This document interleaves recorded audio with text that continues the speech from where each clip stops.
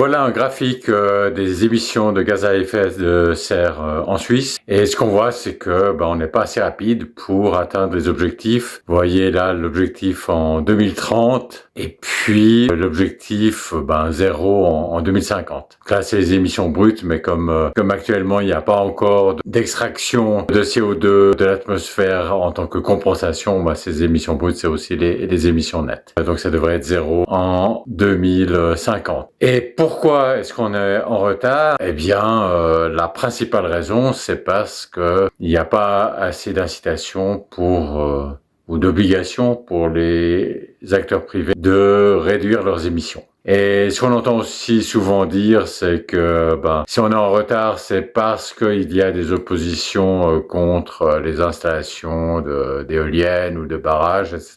Mais premièrement, il faut pas exagérer le nombre de ces oppositions. Et puis d'autre part, là, on a un graphique des émissions, et je doute que des gens se disent je vais pas acheter une pompe à chaleur parce que je suis pas sûr qu'il y ait assez d'électricité, ou je vais pas acheter une voiture électrique, mais plutôt une voiture à carburant fossile parce que je suis pas assez sûr qu'il y ait d'électricité. Donc c'est cette courbe des émissions qu'on voit là. Le fait qu'elle descend pas assez rapidement, c'est pas dû à des oppositions sur la construction d'installations électriques, mais c'est dû au fait qu'il n'y a pas assez d'obligations ou d'incitation pour les privés à réduire leurs émissions.